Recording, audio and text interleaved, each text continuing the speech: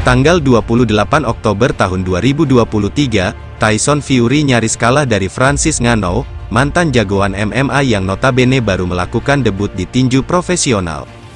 Dan sang rival, yakni Deontay Wilder, mengikuti catatan buruk Fury tersebut usai takluk dari jagoan asal Selandia Baru, Joseph Parker pada tanggal 23 Desember tahun 2023 lalu.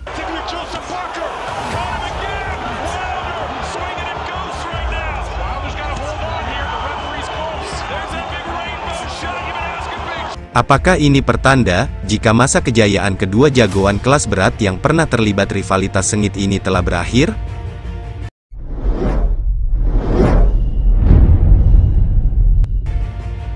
Bagi generasi masa kini, tentu tidak asing dengan nama Tyson Fury dan Deontay Wilder.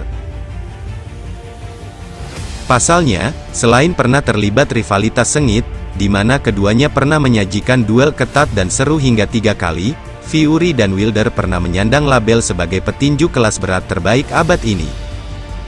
Wilder yang sebelum berhadapan dengan Fury, sukses mencetak 40 kemenangan beruntun dengan 39 KO, dikenal sebagai monster KO kelas berat yang paling menyeramkan, dengan rasio kemenangan KO tertinggi sepanjang sejarah. Sementara Fury, dikenal sebagai petinju cerdas yang begitu lihai dalam memanfaatkan keunggulan fisiknya, jago dalam memprovokasi dan mengacaukan konsentrasi lawan, hingga membuat dirinya sukses menjadi petinju kelas berat tak terkalahkan. Sayangnya, kehebatan keduanya mulai diragukan akhir-akhir ini, hingga memunculkan asumsi jika masa keemasan keduanya sepertinya semakin mendekati akhir. Hal ini tentu tidak lepas dari hasil pertarungan terakhir dari kedua petinju asal Inggris dan Amerika tersebut.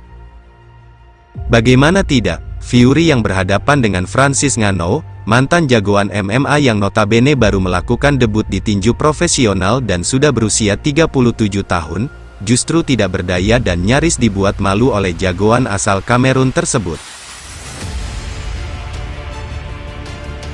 Dan walaupun dinyatakan sebagai pemenang, mayoritas pecinta tinju justru meyakini jika Ngannou yang seharusnya keluar sebagai pemenang pertarungan.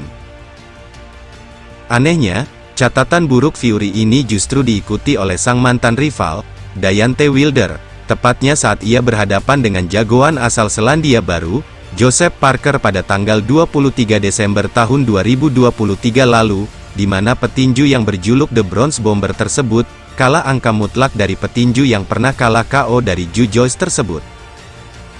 Apakah ini pertanda jika masa emas Fury dan Wilder telah berakhir?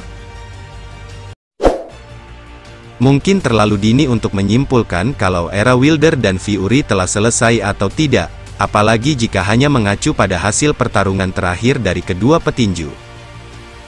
Namun khusus untuk Deontay Wilder, hasil pertarungannya dengan Parker, menjadi indikasi kuat jika mantan penguasa gelar WBC kelas berat berusia 38 tahun tersebut, telah mengalami penurunan performa.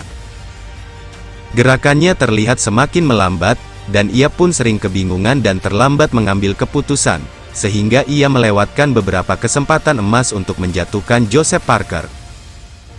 Penurunan performa Wilder ini kemungkinan besar karena dua faktor, yang pertama yakni faktor usia, dan yang kedua, yakni faktor psikologis, di mana kepercayaan diri Wilder belum sepenuhnya pulih, usai kalah KO secara beruntun dari Tyson Fury, pada tahun 2020 dan 2021 silam.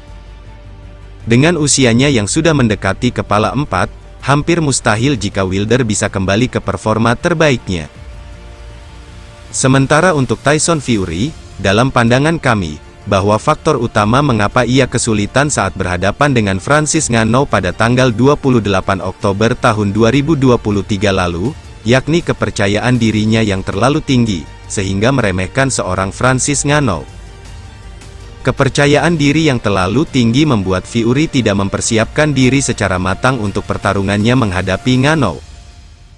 Jelang pertarungannya menghadapi Ngannou, Fury justru sibuk bersenang-senang, daripada melakukan latihan keras seperti yang biasa dilakukannya dalam setiap pertarungannya.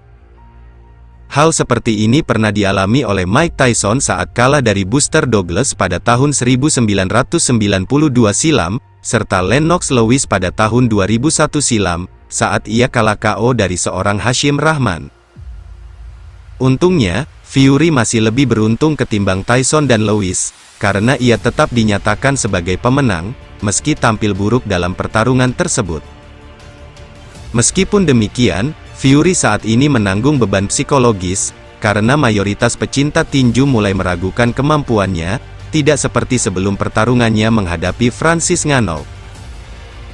Dan jika beban psikologis ini tidak bisa diatasi oleh Fury, terutama saat pertarungannya menghadapi Alexander Usyk nanti, tentu akan mempengaruhi performanya di atas ring, dan bisa jadi, ia akan mengalami kekalahan perdana dari sang jagoan Ukraina tersebut.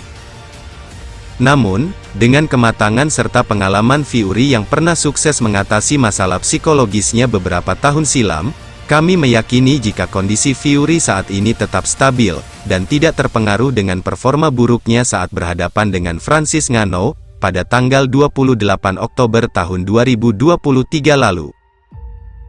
Terus bagaimana menurut Anda sahabat semuanya?